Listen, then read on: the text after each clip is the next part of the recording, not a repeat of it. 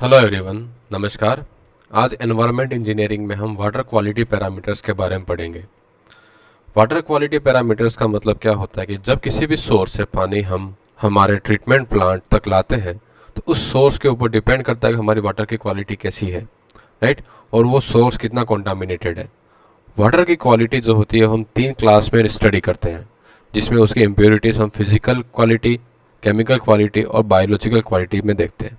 Physical quality में हमारे जो पैरामीटर्स होते हैं वो होते हैं suspended solid, turbidity, colour, taste and odour. Okay, तो जैसे हम देखें, अगर हमारे quality of water quality parameters, okay, ये हम जनरली 3 क्लास में डिवाइड करते हैं। फर्स्ट है हमारा physical parameters, physical parameter. Second is what? Chemical. And third is biological. Physical parameters हमारे हो जाते हैं, जैसे हम कहते हैं उस पानी में सस्पेंडेड सॉलिड कितने हैं, सस्पेंडेड सॉलिड्स। ओके, जिससे हमें उसका पानी कैसा मडी टाइप का दिखता है, तो वो हमारे क्या होते हैं, सस्पेंडेड सॉलिड्स होते हैं। उसके बाद है उसी में टर्बिडिटी कितनी है, टर्बिडिटी। ओके, देन उसका कलर एंड टेस्ट कैसा है, colour, taste and odour. Smell कैसी हो रही है, उस पानी में स्मेल नहीं आनी चाहिए, अगर है तो वो हम फिजिकली देख के पानी को कह सकते हैं कि इसमें किसी भी मतलब इन पैरामीटर्स की जो वैल्यू है वो बियॉन्ड परमिसिबल लिमिट है। जब भी किसी पैरामीटर की वैल्यू बियॉन्ड परमिसिबल लिमिट हो जाती है या फिर किसी स्टैंडर्ड से ज़्यादा उसकी लिमिट हो जाती है, तो वो हमारा क्या हो जाता है, उस पैरामीटर के अलॉन्ग वो इम्प्योर कहलाता है। ओके, तो हमें इन पैरामीटर्स की फिर इम्प्योरिटी किस लेवल से ज़्यादा हो तब ये इम्प्योर कहलाता है, और वो लिमिट क्या है और उसका मेज़र कैसे करते हैं, ये सब चीज़ें हमें देखनी है। और लास्ट इसमें है, हम कहते हैं टेम्परेचर। ओके, केमिकल पैरामीटर्स में हमारा आ जाता है dissolve solids,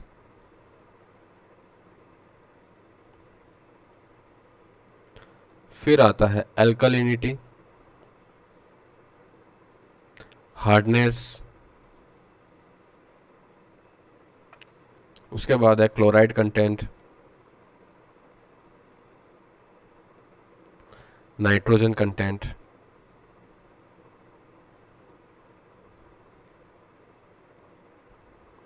right, and metals, जैसे हमारा लेड हो गया, आयरन हो गया, मैग्नीज हो गया। उसकी परमिसिबल लिमिट्स क्या होती है या फिर स्टैंडर्ड लिमिट क्या होती है, उनसे बियॉन्ड होगा तो ये भी क्या करेंगे, केमिकल इम्प्योरिटीज क्रिएट करेंगे। फिर है बायोलॉजिकल पैरामीटर्स, मतलब ये जो पैरामीटर्स होते हैं वो क्या होते हैं, मेनली पैथोजेंस। पैथोजेंस पैथोजेंस क्या होते हैं, डिजीज कॉजिंग माइक्रो ऑर्गेनिजम्स होते हैं। जैसे हमारा क्या हो जाएगा, बैक्टीरिया, वायरस, प्रोटोजोआ या फिर हेलमिंथेस।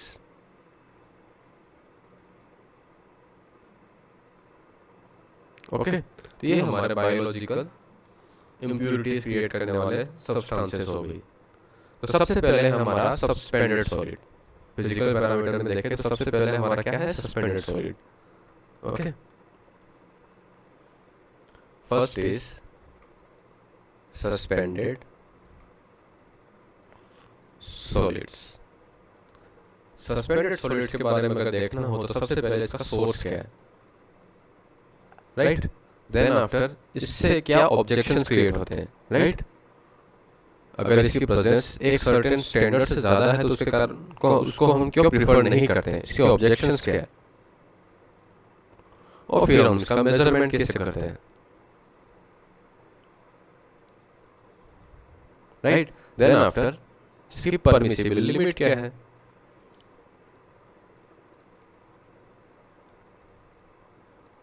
इन सभी चीज़ों को हम एक एक करके देखते हैं। सबसे पहले है सस्पेंडेड सॉलिड्स का सोर्स। इसमें दो सोर्सेस होते हैं इसके, एक होता है ऑर्गेनिक और इनऑर्गेनिक। ऑर्गेनिक जो होते हैं वो क्या होते हैं, बायोडिग्रेडेबल होते हैं, राइट। क्या होते हैं, बायोडिग्रेडेबल। और ये होते हैं वो नॉन डिग्रेडेबल होते हैं। ऑर्गेनिक सोर्स में हमारा आ जाता है जैसे प्लांट रेजिड्यू होते हैं या फिर प्लांट फाइबर होते हैं, पानी में प्लांट फाइबर होते हैं, पत्तियां हो गई, राइट, एल्गी हो गया। ये क्या होते हैं, हमारे ऑर्गेनिक सोर्स होते हैं सस्पेंडेड सॉलिड्स के। इनऑर्गेनिक सोर्सेज जैसे सिल्ट है, क्ले मटेरियल, क्ले पार्टिकल्स है, राइट। उसके बाद हमारे इमिसिबल लिक्विड्स हो गए, इमिसिबल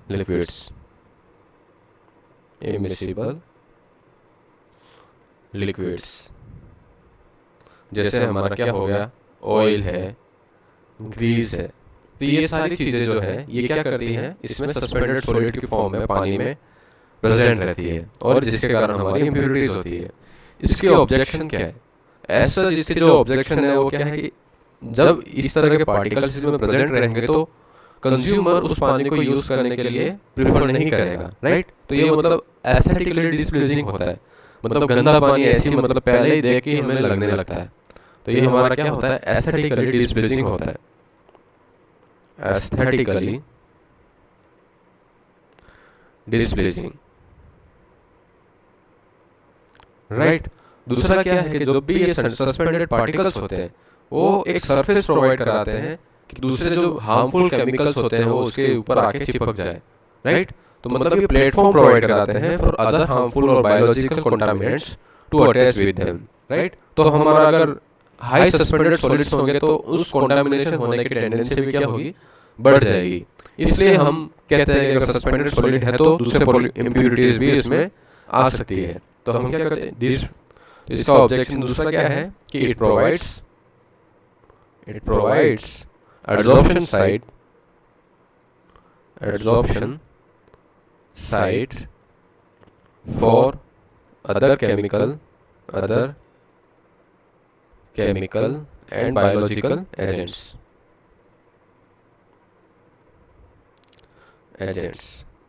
तीसरा है कि सस्पेंडेड सॉलिड अपने आप में भी मतलब डिजीज कॉजिंग और हार्मफुल हो सकते हैं, जैसे डिग्रेडेड एल्गी हो गया, राइट। ये क्या हो गया कि मतलब अपने आप में मतलब डिजीज कॉजिंग सब्सटेंस हो सकता है, तो मतलब ये अपने आप में बायोलॉजिकली एक्टिव हो सकता है, राइट। तो इसलिए अगर इस टाइप की सस्पेंडेड सॉलिड्स है तो वो हमारे लिए सेवन करने के लिए हार्मफुल होंगे, राइट। तो इसलिए हम कह सकते हैं कि some suspended solid itself be biologically active.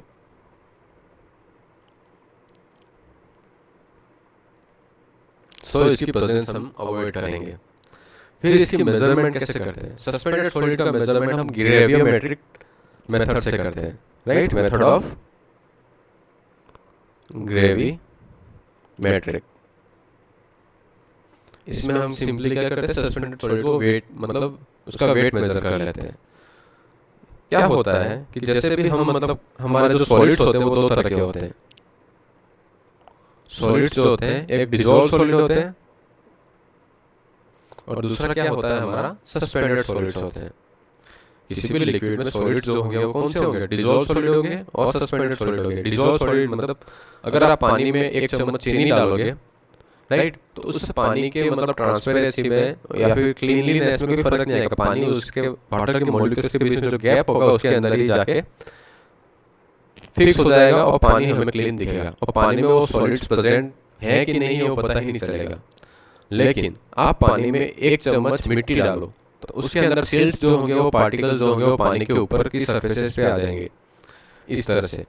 तो ये जो होंगे वो क्या होंगे, हमारे सस्पेंडेड सॉलिड्स होंगे। तो इसका मेजरमेंट हम क्या करते हैं, सबसे पहले हम पानी को क्या करते हैं कि 104 डिग्री सेंटीग्रेड पे गर्म करते हैं। फिर पानी इवापोरेट होता है तो फिर हम उसको क्या करते हैं, फिल्ट्रेट करते हैं। फिल्ट्रेट करते हैं तो डिसॉल्व सॉलिड तो हमारे नीचे आ जाते हैं और फिल्टर के ऊपर हमारे सारे के सारे क्या हो जाते हैं, सस्पेंडेड सॉलिड्स आ जाते हैं। फिर इन सस्पेंडेड सॉलिड्स को क्या करते हैं, वेट कर देते हैं या फिर वेटिंग की जाती है। ये कितना है इसका मेजरमेंट है पर लीटर ऑफ वाटर में। तो इस तरह से हम इसका मेजरमेंट करते हैं, ओके। और इसकी परमिसिबल लिमिट जो होती है वो कितनी होती है, 30 मिलीग्राम पर लीटर। ये कौन कहता है हमारा कि सस्पेंडेड सॉलिड की लिमिट इतनी होनी चाहिए?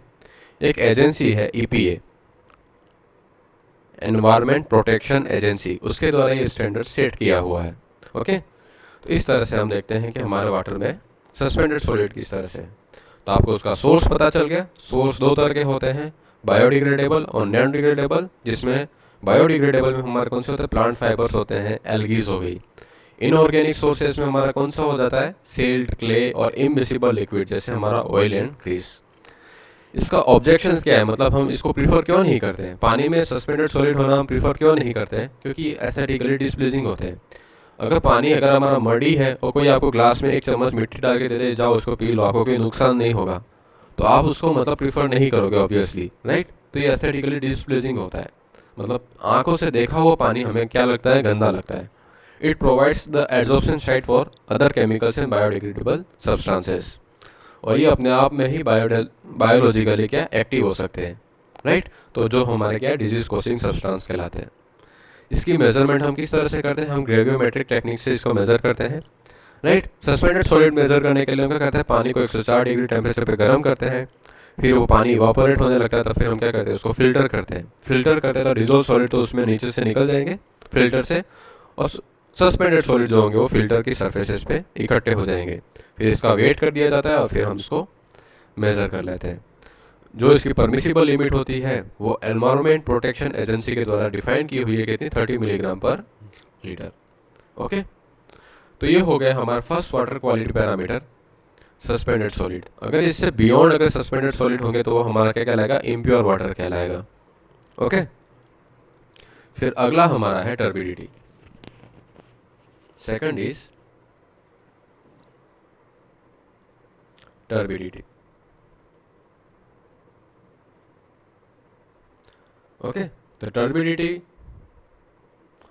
को भी हम इसी पैटर्न में देखेंगे। सबसे पहले इसके सोर्स, पहले तो टर्बिडिटी होता क्या है? ओके, जैसे हमारा ये पानी है, इस पानी में various types of suspended solids और सॉलिड्स हैं। जब लाइट इसमें से पास होती है, लाइट इसमें से पास होती है, तो ये पार्टिकल्स क्या होते हैं? इस लाइट को इजीली यहाँ पे पेनिट्रेट नहीं करने देते हैं। तो जो हिंड्रेंस क्रिएट होता है, यही हमारी उस क्वालिटी की टर्बिडिटी को शो करता है।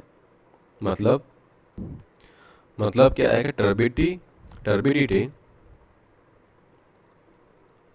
Is a measure of extent to which the light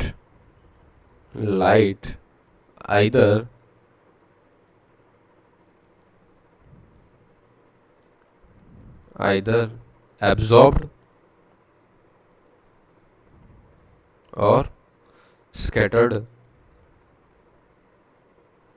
by suspended particle.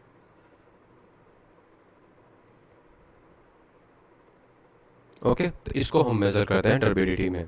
मतलब अगर इसमें कोई भी इम्प्यूरिटीज या फिर सस्पेंडेड पार्टिकल्स होंगे तो वो क्या होगा कि लाइट्स को अगर हम उसमें टॉर्च करते हैं या लाइट्स उसमें से इजीली पेनिट्रेट नहीं कर पाती है, सस्पेंडेड सॉलिड के कारण वो लाइट क्या होगी? यहाँ पे अगर रेज आती है और यहाँ पे सस्पेंडेड पार्टिकल होता है, वो रे यहाँ पे क्या हो जाएगी? डिफ्लेक्ट हो जाएगी, वो इस तरह से आगे पेनिट्रेट नहीं कर पाएगी।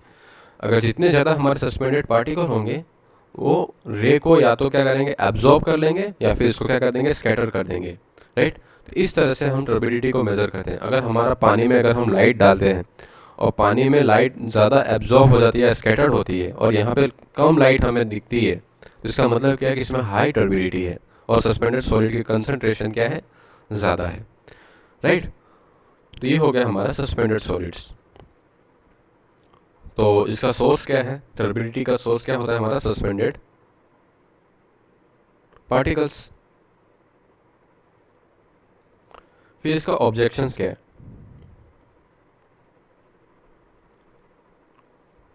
ऑब्जेक्शंस क्या है कि टर्बिडिटी अगर होती है वाटर में तो हम इजीली इस पानी को क्या करते हैं? डिसइंफेक्ट नहीं कर पाते हैं, ठीक है ना? The disinfection of turbid water is difficult. मतलब क्या है कि अगर पानी में टर्बिडिटी ज़्यादा होगी तो यहाँ पे कुछ ना कुछ पैथोजेनिक सब्सटेंसेस रहेंगे, जैसे हमारा बैक्टीरिया हो गया, वायरस हो गया, राइट, इस तरह से। तो जब भी हम कोई डिसइंफेक्टेंट डालते हैं, जैसे क्लोरीन हो गया, तो क्लोरीन जब भी इसमें डालेंगे तो क्या होगा कि जो बैक्टीरिया होते हैं इसकी सरफेस के पीछे छिप जाके इस क्लोरीन के डिसइंफेक्शन को ये मतलब हिंडर्ड करते हैं। मतलब क्लोरीन इजीली और अच्छे तरह से इस बैक्टीरियाज को मार नहीं सकता है। ये जो पार्टिकल्स होते हैं वो इस क्लोरीन के अगेंस्ट इसको एक शील्ड प्रोवाइड कराते हैं। जैसे यहाँ पे ये पार्टिकल है और बैक्टीरिया इसके पीछे जाके ऐसे छिप गया और क्लोरीन इस सरफेस पे हम कर रहे हैं, तो राइट, तो ये पार्टिकल्स जो होते हैं वो डिसइंफेक्शन को करने में डिफ़िकल्ट, या फिर हमें डिसइंफेक्टेंट की क्वांटिटी हमें क्या होनी चाहिए, ज़्यादा होनी चाहिए ताकि वो इस तरह से हर सरफेस पे अटैक कर सके। तो मतलब हम कह सकते हैं कि अगर हमारा पानी अगर टर्बिड है तो हमारा डिसइंफेक्शन क्या होगा, डिफ़िकल्ट होगा, राइट, डिसइंफेक्शन हमारा क्या होगा, डिफ़िकल्ट होगा। दूसरा क्या है कि अगर हमारा पानी क्या है, टर्बिड ज़्यादा है, तो जैसे हमारा नेचुरल वाटर बॉडीज़ है, नेचुरल वाटर बॉडीज़ में क्या होता है कि सन रेज पेनिट्रेट करती है, राइट, पेनिट्रेट करती है, तो यहाँ पे जो भी मतलब ऑर्गेनिजम्स है वो उससे एनर्जी अक्वायर करते हैं, ऑक्सीजन रिलीज़ करते हैं ऐसे, और फिर ऑक्सीजन रिलीज़ करते हैं, और यहाँ पे क्या होता है, हमारा एल्गी होता है और यहाँ पे माइक्रो ऑर्गेनिज्म होते हैं। ये अपने आप में एक सिम्बायोटिक रिलेशनशिप में होते हैं। इनको एनर्जी कहाँ से मिलती है, हमारी सन से मिलती है। लेकिन क्या होता है कि अगर पानी हमारा क्या है, टर्बिड है, तो ये एनर्जी लाइट है वो इस ऑर्गेनिज्म तक पेनिट्रेट नहीं कर पाती है। जब यहाँ पे ये पेनिट्रेट नहीं कर पाएगी तो एल्गी को कार्बन डाइऑक्साइड नहीं मिलेगी। जब एल्गी को कार्बन डाइऑक्साइड नहीं मिलेगी तो वो यहाँ पे ऑक्सीजन इनको प्रोवाइड नहीं करा पाएगा। जब ऑक्सीजन इनको प्रोवाइड नहीं करा पाएगा तो ये सिम्बायोटिक रिलेशनशिप जो होती है माइक्रो ऑर्गेनिज्म और एल्गी की, ये क्या हो जाती है, डैमेज हो जाती है, राइट। जब ये डैमेज हो जाएगी तो यहाँ पे जो ऑर्गेनिजम्स है वो क्या हो जाएंगे, मरने लगेंगे या डाइड होने लगेंगे। तो उससे क्या है कि लेक का इकोसिस्टम भी हमारा खराब हो जाता है, या फिर पानी वाटर बॉडीज का जो इकोसिस्टम है वो भी डैमेज होने लग जाता है। तो इसलिए हाई टर्बिड वाटर जो होता है वो पानी की ऑक्सीजन की क्वांटिटी होती है उसको क्या करता है, रिड्यूस कर देता है, राइट। तो ये हमारे कुछ ऑब्जेक्शंस हो गए। फिर है कि टर्बिडिटी को हम मेजर किस तरह से करते हैं, मेजरमेंट ऑफ टर्बिडिटी। तो टर्बिडिटी को मेजर करने के लिए हमारे पास डिफरेंट टाइप्स ऑफ मेथड्स होते हैं। जैसे पहला है हमारा turbidity rod method, turbidity rod method. Second हमारा है Jackson turbidity method, Jackson turbidity method. तीसरा हमारा है Baylis turbidity method, Baylis turbidity method. And last हमारा है नेफेलो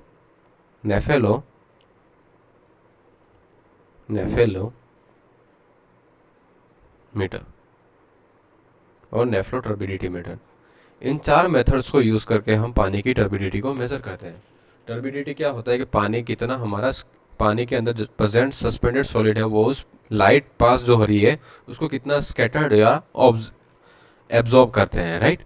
तो इसके एब्जॉर्प्शन से क्या होता है कि लाइट जब उस सैंपल से पास होगी तो उसकी लाइट की जो इंटेंसिटी है वो क्या हो जाएगी, रिड्यूस होगी। जितनी कम इंटेंसिटी ऑफ लाइट हमें आउटपुट में मिलती है, इसका मतलब क्या हो गया कि हमारा पानी क्या है, टर्बिड है। ओके, तो इसको मेज़र करने के लिए अलग अलग लोगों ने अलग अलग तरीके से उस पानी की टर्बिडिटी को मेज़र किया था, राइट। तो सबसे पहले हमारा है turbidity rod method. First is measurement में ही टर्बिडिटी रॉड मेथड।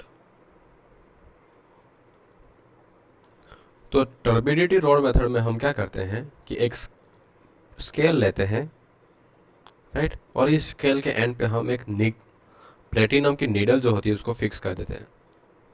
ओके, ये क्या होती है हमारी प्लेटिनम की नीडल।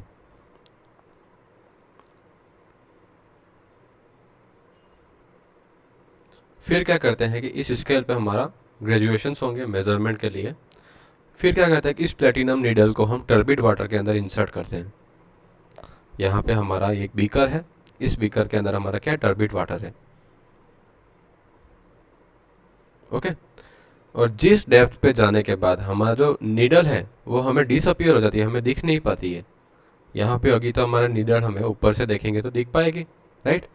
फिर जैसे जैसे हम इसकी डेप्थ को इंक्रीज करते जाते हैं एक लेवल आएगा, सर्टेन लेवल पे हमारी नीडल जो है वो हम ऊपर से देख नहीं पाएंगे, राइट। तो ये हमारा जो होता है वो इस पानी के टर्बिडिटी का क्या हो जाएगा, मेजरमेंट हो जाएगा, ओके। तो ये हो गया हमारा पानी में टर्बिडिटी का मेजरमेंट। तो इसके लिए हम जो टर्बिडिटी के मेजरमेंट के लिए जो यूनिट लेते हैं, राइट, वो कितनी परमिसिबल लिमिट होनी चाहिए हमारी टर्बिडिटी रॉड से। जब हम अगर टर्बिडिटी को मेजर करते हैं तो इसकी परमिसिबल लिमिट जो होती है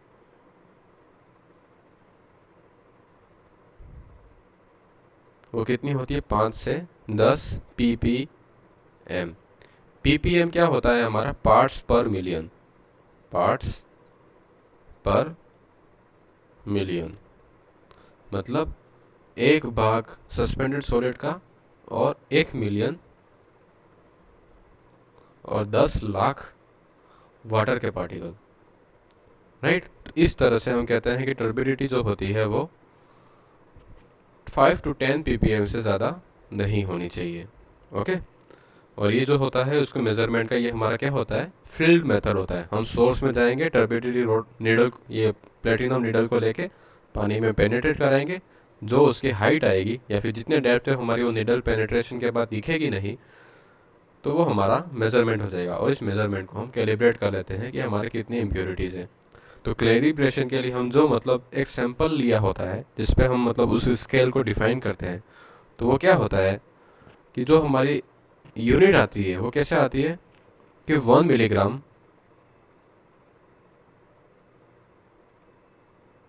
of finally divided silica of finally divided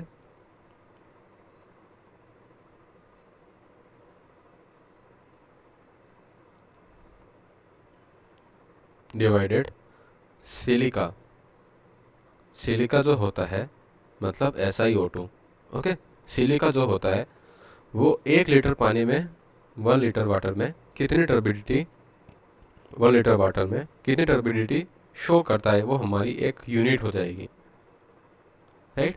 इस यूनिट के हिसाब से फिर हम इस स्केल को कैलिब्रेट करते हैं और परमिसिबल लिमिट फाइंड आउट करते हैं, ओके।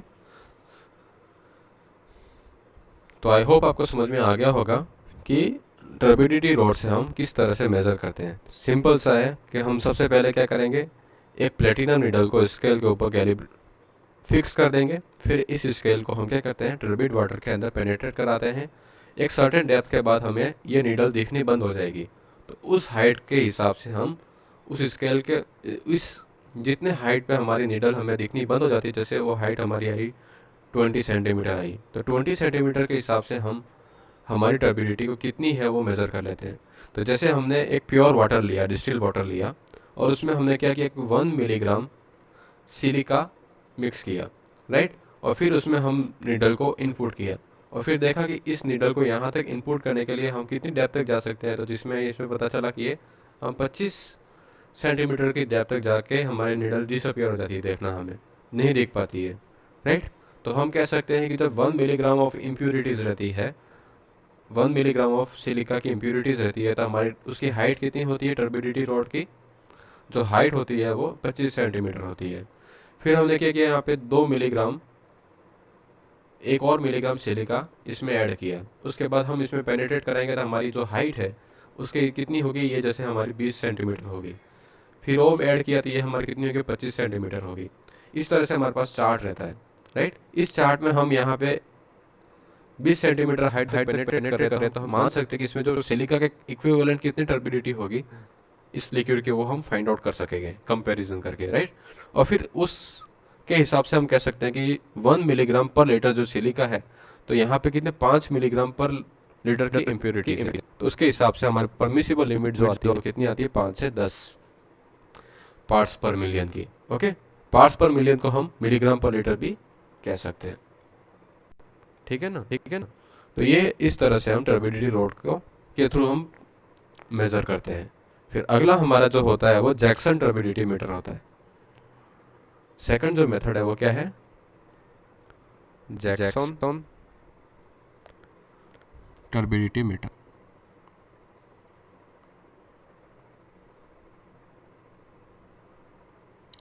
जैक्सन टर्बिडिटी मीटर में हम क्या करते हैं कि जैसे एक स्टैंड पे हमने बीकर रखा, ओके, और इस स्टैंड के नीचे हम मोमबत्ती से फ्लेम जलाते हैं, राइट। यहाँ पे ये हमारी मोमबत्ती है और यहाँ पे ये फ्लेम जल रही है। फिर क्या करते हैं कि इसके अंदर हम पानी, टर्बिड जो वाटर है वो इसके अंदर फिल करते जाते हैं, राइट फिल करते जाएंगे। एक लेवल आएगा जब हमें ऊपर से जब हम देखेंगे तो यहाँ पे ये जो फ्लेम है वो हमें दिखेगी नहीं। उस हिसाब से हम इसकी जो हाइट है उसको मेज़र कर लेते हैं और फिर उसको हम कैलिब्रेट करके टर्बिडिटी को मेज़र करते हैं। तो इस मेथड को किसने बताया था, जैक्सन टर्बिडिटी मेथड में, ठीक है ना। तो जिस पॉइंट पे हमें इमेज ऑफ फ्लेम नहीं दिखती है तो वहाँ पे उस टर्बिडिटी को मेज़र कर लेते हैं, ठीक है ना। और इसके ये जो मेथड है वो हम कहाँ यूज़ करते हैं, साइट में, फील्ड मेथड है तो लेबोरेटरी पर। ये जो वाटर होता है वो किसके लिए होता है, जो मतलब अनट्रीटेड वाटर होता है, ये एक लेबोरेटरी मेथड है। दिस इज लेबोरेटरी मेथड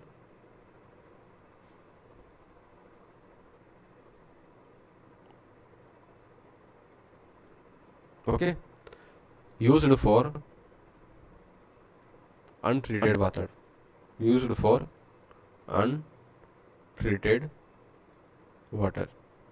क्योंकि इसकी जो स्मॉलेस्ट यूनिट होती है वो कितनी होती है, 25 ppm होती है। तो इतनी पहली बार में देखे तो हमें 25 ppm का वाटर मिलेगा, तो ये हमारी परमिसिबल लिमिट के वैसे ही बियॉन्ड चला जाएगा, राइट। तो इसलिए हम इसको ड्रिंकिंग वाटर के टर्बिडिटी मेजरमेंट के लिए यूज़ नहीं करते हैं, ओके। फिर तीसरा हमारा होता है Baylis turbidity meter, Baylis turbidity meter and nephrometer. ये दोनों मेथड सेम ही है। दोनों मेथड जो होते हैं वो हमारी स्कैटरिंग ऑफ लाइट के प्रिंसिपल पे डिपेंड करते हैं। किस पे, स्कैटरिंग ऑफ लाइट।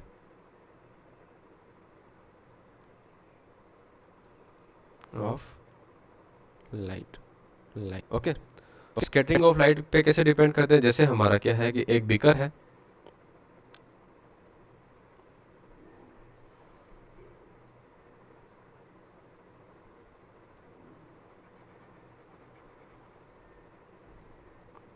जैसे हमारा ये कोई बीकर है, राइट। और यहाँ से हम क्या निकाल, एक लाइट जा रही है। ये लाइट इस सस्पेंडेड सॉलिड के थ्रू निकलेगी, तो यहाँ पे सस्पेंडेड सॉलिड जो होंगे वो क्या करेंगे, इस लाइट को इस तरह से स्कैटर करेंगे। तो यहाँ पे हमें कुछ कम इंटेंसिटी की लाइट मिलेगी, ओके। और जब यहाँ से भी देखेंगे तो हमें कुछ इंटेंसिटी की लाइट देखेगी। तो जब हमारा जो ऑब्जर्वेशन होता है इंटेंसिटी ऑफ लाइट का, वो कहाँ होता है, यहाँ पे होता है, मतलब इन direction of incident of light. तो उससे हमारा जो मेजरमेंट मिलता है वो कौन सा मिलता है, बेलिस का मेथड से हम मेजरमेंट करते हैं, राइट।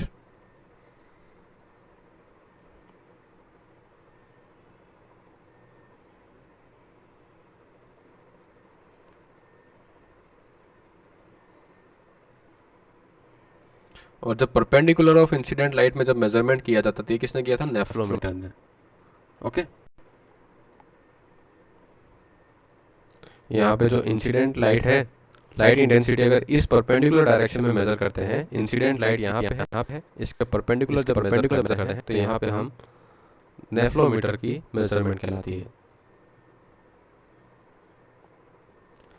कुछ नहीं है, ये कहना बस इतना ही चाहता है कि जब हमारा कोई लाइट किसी भी सैंपल से पास करती है तो ये लाइट क्या होती है, इस तरह से अलग अलग डायरेक्शन में क्या होती है, स्कैटर होती है, राइट। तो स्कैटर्ड लाइट हम इन डायरेक्शन ऑफ इंसिडेंट लाइट देखते हैं, मतलब यहाँ पे इंटेंसिटी ऑफ लाइट को हम मेजर करते हैं, तो वो बेलिस मेथड में थ्रू किया जाएगा, राइट। या फिर इस मेजरमेंट को किसने किया था, बेलिस ने किया था, ठीक है ना।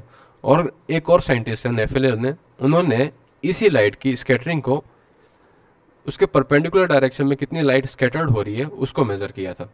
यहाँ से पार्टिकल पे लाइट टकराएगी और फिर वो इस तरह से स्कैटर हो जाएगी। तो परपेंडिकुलर डायरेक्शन में जब हम मेजरमेंट करते तो वो नेफ्लो ने किया था। तो इसमें जो यूनिट आती है वो नेफ्लोमीटर की आती है और इसमें बेलिस की आएगी, ठीक है ना। तो बेलिस एंड नेफ्लोमीटर्स को हम, ये जो मेथड्स होता है उसको हम किससे, कौन सी टेक्निक कहते हैं, कलर मैचिंग टेक्निक कहते हैं। Colour matching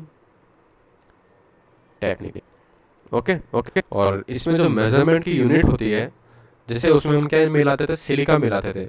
1 milligram of silica 1 litre water में कितनी टर्बिडिटी शो करता है, ये हमारी मेजरमेंट यूनिट बनती थी, ओके। यहाँ पे जो होता है वो केमिकल यूज किया जाता है जिसका नाम है फॉर्मेजिन। फॉर्मेजिन, और ये जो फॉर्मेजिन है, 1 मिलीग्राम ऑफ फॉर्मेजिन है, वो 1 लीटर पानी में कितना टर्बिडिटी को शो करता है, ये हमारी एक यूनिट के बराबर रहेगा। इसीलिए इसको हम 1 FTU भी लिखते हैं, राइट। 1 FTU या फिर 1 NTU, नेफ्लो टर्बिडिटी यूनिट और फॉर्मेजिन टर्बिडिटी यूनिट, इससे इसको मेजर किया जाता है, राइट। फिर अगर ये हो गया हमारा सारे के सारे टर्बिडिटी मेजर करने के मेथड। अब अगली हमारा फिजिकल पैरामीटर क्या है, कलर, ओके। तो कलर में भी हम इसी तरह से कलर का सोर्स क्या है, फिर उसके ऑब्जेक्शंस क्या है, ठीक है, और कलर को हम मेजर कैसे करेंगे, देन उसकी लिमिट, राइट। तो सबसे पहले है कलर के सोर्सेस। पानी में जो कलर होता है वो 2 कारण से होता है, या तो उसमें जो सस्पेंडेड पार्टिकल है, सस्पेंडेड पार्टिकल से, और डिसॉल्व पार्टिकल से। जो सस्पेंडेड पार्टिकल के कारण जो कलर होता है, इसको हम सेंट्रीफ्यूगेशन से, मतलब पानी को एक टेस्ट ट्यूब में रखा जाता है और उसको एक एंगुलर वेलोसिटी में घुमाया जाता है। तो इससे सस्पेंडेड पार्टिकल जो होंगे उसके बॉटम पे क्या हो जाएंगे, इकट्ठे हो जाएंगे, राइट। इस तरह से हम सस्पेंडेड सॉलिड के कारण जो कलर होता है उसको हम रिमूव कर सकते हैं, ठीक है। उसके बाद जो वाटर में कलर होता है उसको हम क्या कहते हैं, ट्रू कलर, ओके। जो डिजोल्व पार्टिकल उसमें होंगे वो तो उसी उधर ही रहेंगे, और उसके कारण जो कलर होगा उसको हम क्या कहेंगे, ट्रू कलर। ट्रू कलर मतलब सस्पेंडेड सॉलिड को हम सेंट्रीफ्यूगेशन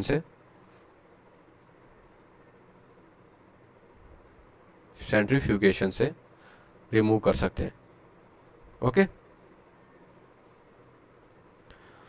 और अलग अलग पार्टिकल्स जो से होते हैं डिजोल्व में, जैसे हमारा आयरन ऑक्साइड हो गया, मैग्नीज हो गया, तो उनके अलग अलग कलर होते हैं। जैसे हमारा आयरन ऑक्साइड हो गया Fe2O3, तो ये हमें जो कलर देता है वो रेडिश कलर देता है पानी में, okay okay, reddish colour. Manganese हो गया, ऑक्साइड्स ऑफ मैग्नीज और MnO2, ये हमारा कैसा कलर देता है, ब्राउन और ब्लैकिश वाटर देता है, ब्राउन और ब्लैकिश ठीक है। फिर कलर का ऑब्जेक्शन क्या है कि अगर कलर्ड वाटर है तो उसको हम डाइंग पर्पस के लिए यूज नहीं कर सकते हैं। The coloured water is not suitable for colored water is not suitable for dyeing purpose, okay. Dyeing industries जो होती है, कपड़ों पे जो डाई लगाई जाती है, उसमें हम कलर्ड वाटर को यूज नहीं कर सकते, राइट। दूसरा जो होता है, कलर जो है वो अगर पैथोजेनिक सब्सटेंस या डिजीज कॉजिंग सब्सटेंस के कारण होगा तो हमारे क्लोरीन की रिक्वायरमेंट होगी डिसइंफेक्शन के टाइम पे, वो भी बढ़ जाएगी। If organic compound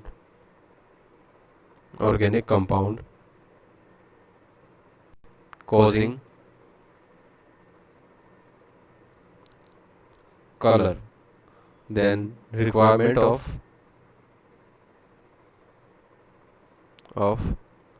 chlorine will increase, ठीक है ना। फिर है इसका मेजरमेंट कैसे किया जाता है। इसका मेजरमेंट जनरली है वो हम दो तरीके से कर सकते हैं। फर्स्ट है हमारा टिंटोमीटर। टिंटोमीटर नाम है ना। टिंटोमीटर जो होता है वो किस कंसेप्ट पे होता है, कलर मैचिंग टेक्निक के ऊपर। कलर मैचिंग टेक्निक, ठीक है ना। तो इस टेक्निक से हमारी जो मतलब कलर मेजर किया जाता है उसकी जो यूनिट होती है उसको हम क्या कहते हैं, ट्रू कलर यूनिट। क्या कहते हैं ट्रू कलर यूनिट। ओके, और इसे हम हेजन यूनिट भी कहते हैं। ओके, दूसरा जो हमारा मेथड होता है वो कौन सा होता है, वो होता है spectrophotometric technique. Spectrophotometric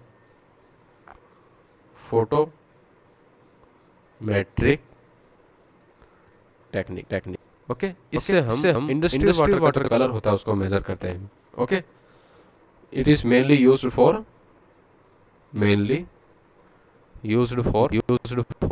industrial water. Okay, mainly used for industrial water, right. और इसकी जो परमिसिबल लिमिट होती है वो कितनी होती है, 5 ट्रू कलर यूनिट। ठीक है ना, 5 ट्रू कलर यूनिट। और अगर ये 25 से ज़्यादा हो जाता है तो इसको हम बिल्कुल ही परमिसिबल नहीं करेंगे। ठीक है ना, और 25 से ज़्यादा तो ये कम्प्लीटली क्या हो जाता है, रिजेक्शन हो जाता है, रिजेक्शन लिमिट। 25 से कम है तो उसको ट्रीट करके हम 5 TCU तक लाते हैं, तो 25 से ज़्यादा तो हम पानी को सीधा ही रिजेक्ट कर लेंगे। ठीक है ना। उसके बाद ये जो ट्रू कलर यूनिट होती है उसकी जो यूनिट को मेजरमेंट करने के लिए हमने जो सैंपलिंग की थी वो कैसे करते हैं कि जब हम 1 milligram of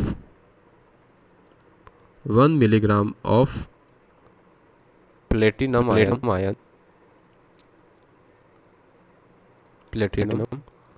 ion in water, तो वो एक येलोइश कलर शो करता है। ठीक है ना, येलोइश ब्राउन कलर। तो 1 milligram of platinum ion in 1 litre of water जो कलर शो करता है वो हमारी कितनी होती है, 1 TCU के बराबर यूनिट होती है। फिर इसकी कंसंट्रेशन धीरे धीरे बढ़ाते जाएंगे तो हमारी इस तरह से स्केल क्रिएट होगा, और इस स्केल के कंपैरिजन में हम दूसरे जो हमारा वाटर है उसको हम मेजर करते हैं। तो राइट, तो ट्रू कलर यूनिट का जो यूनिट होते हैं उसका जो सैम्पलिंग करके हम मेजर किया गया है वो किस पे किया गया है, 1 milligram of platinum ion 1 litre water, जिसका हमारा कलर का येलोइश ब्राउन होता है। जैसे जैसे हम प्लेटिनम आयन जो होता है क्लोरोप्लेटिनेट आयन कहते हैं, प्लेटिनम आयन है, उसकी कंसंट्रेशन इंक्रीज करते जाते हैं तो हमारा येलोइश ब्राउन क्या होता है, धीरे धीरे डार्क होता जाएगा। उससे हमारे पता चल जाएगा कि इसमें कलर की कंसंट्रेशन या फिर इस आयन के कारण या फिर इस पार्टिकल के कारण कितनी इसके कलर की कंसंट्रेशन आ रही है, राइट। उसी तरह से हमारे पानी में जो डिसॉल्व्ड सस्पेंडेड सॉलिड होंगे उसके कारण उसके जो कलर की जो डार्कनेस होगी उसे हम कह सकेंगे कि ये 5 TCU का कलर है, राइट। इसके कारण इसको हम परमिट कर सकते हैं। और अगर डार्कनेस और ज्यादा बढ़ती जाएगी तो ये मतलब यहाँ पे जो यूनिट होगी कंपैरिजन में हम देखेंगे कि ये 10 या 20 TCU तक जा सकता है, और बियॉन्ड 25 हम रिजेक्ट कर देंगे। ओके, इस तरह से हम कलर को मेजर करते हैं। फिर अगला हमारा है taste and odour, right. Next है हमारा टेस्ट एंड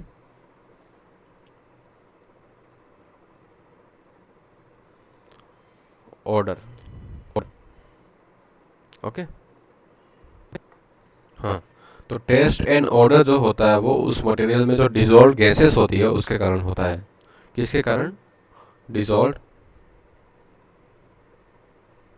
गैसेस, जैसे कि हमारी H2S हो गया, हाइड्रोजन सल्फाइड हो गया, मरकैप्टन हो गया, राइट। इन गैसेस के कारण उसमें एक ऑर्डर क्रिएट होता है।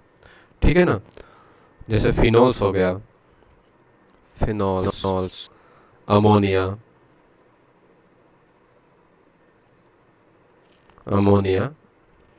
एंड क्लोरीन, ये different types of taste and odour create करते हैं, राइट। तो ये हमारे सोर्सेस हो गए। सोर्सेस में मतलब हमारे क्या हो गया, जैसे रोटानेक्स पानी में है, राइट, जिसके कारण उसमें सल्फर इम्पार्ट्स होता है। सल्फर से हमारी एक स्मेल क्रिएट होती है, पंजेंट स्मेल जिसे हम कहते हैं। एल्गी होता है, तो एल्गी से भी हमारा bad taste and odour create होता है। तो अगर हम इसके सोर्स देखें, सोर्स हमारे जनरली क्या होते हैं, बायोडिग्रेडेबल सोर्स होते हैं, ठीक है ना, बायोडिग्रेडेबल। जैसे हमारा एल्गी हो गया, फिर other plants fibre and rotten eggs, right. इनके कारण पानी में जो टेस्ट आता है वो बहुत बुरा होता है। फिर उसका ऑब्जेक्शन क्या है कि जो मतलब कुछ टेस्ट एंड ऑर्डर जो होते हैं वो किसी कार्सिनोजेनिक कंपाउंड्स के कारण भी क्रिएट होते हैं, ठीक है ना। तो the taste and odour causing compound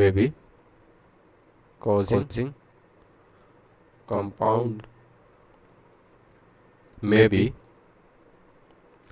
carcinogenic, मतलब इससे कैंसर भी हो सकता है, मे बी कार्सिनोजेनिक, ठीक है ना। फिर है इसका मेजरमेंट हम किस तरह से करते हैं। तो मेजरमेंट करने के लिए हमारे पास ऑर्डर को मेजरमेंट हम किससे करते हैं, ऑर्डर जो होता है उसको हम ऑस्मोस्कोप से मेजर करते हैं, ऑस्मोस्कोप से, ठीक है ना। और जो टेस्ट एंड ऑर्डर के लिए दूसरा जो मेजरमेंट होता है वो क्या होता है, liquid chromatographic measurement, liquid chromatography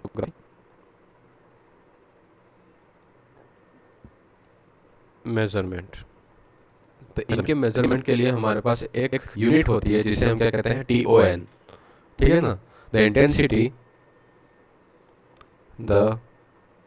intensity of taste odour are measured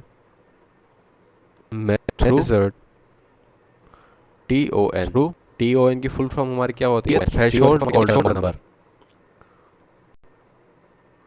threshold odour number.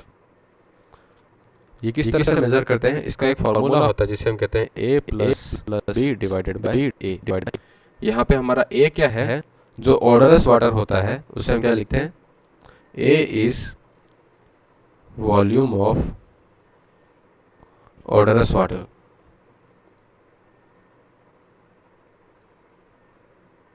किसमें, इन ml, ओके। और जो B होता है वो क्या होता है, हमारा जो प्योर वाटर होता है वो कितना उसमें मिक्स करें ताकि हमारा जो ऑर्डर है वो कंप्लीटली रिमूव हो जाए, ठीक है ना। The B is the volume of order free water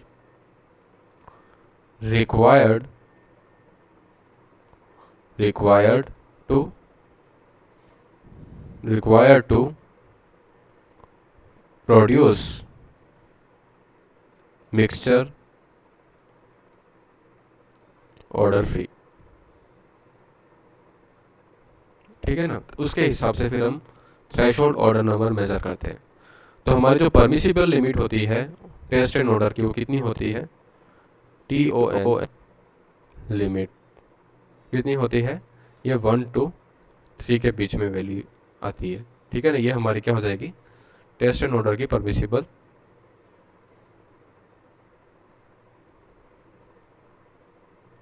limit, ठीक है ना।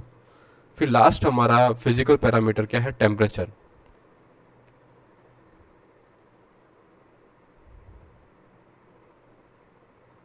ओके, टेम्परेचर को जो हम मेजर करते हैं सिंपल हमारा थर्मोमीटर से मेजर करते हैं, और लिक्विड का जो टेम्परेचर होता है वो हमारा किससे 10 से 25 डिग्री सेंटीग्रेड के बीच में लाई करना चाहिए। अगर टेम्परेचर इससे बियॉन्ड होगा तो हमारी जो उसमें बायोलॉजिकल एक्टिविटी है, क्या बायोलॉजिकल एक्टिविटी है उसकी रेट जो होगी वो इंक्रीज कर जाएगी। तो मतलब हमारा सब्सटेंस क्या होंगे, डिग्रेड करने लगेंगे, और इससे भी कम भी नहीं होनी चाहिए, ठीक है ना, नहीं तो हमारा सेचुरेशन ऑक्सीजन की कंसंट्रेशन भी रिड्यूस और डिक्रीज हो सकती है। अगर हमारा टेम्परेचर इससे ज़्यादा होगा तो बायोलॉजिकल एक्टिविटी बढ़ जाएगी, बायोलॉजिकल एक्टिविटी बढ़ेगी तो माइक्रो ऑर्गेनिजम्स की जो ग्रोथ है वो क्या होगी, इंक्रीज होगी, तो वाटर के अंदर जो ऑक्सीजन का कंजम्पशन है वो भी इंक्रीज हो जाएगा, तो वाटर हमारा इम्प्योर हो जाएगा। इसलिए प्रीफर किया जाता है कि पानी का जो टेम्परेचर है वो 10 से 25 डिग्री सेंटीग्रेड के बीच में ही हमें रखना चाहिए। ओके, तो यही था आपके सारे के सारे क्या फिजिकल पैरामीटर्स और उससे होने वाले इम्प्योरिटीज। अगली क्लास में हम केमिकल पैरामीटर्स को देखेंगे। आज के लिए इतना ही। Thank you so much. जय हिंद।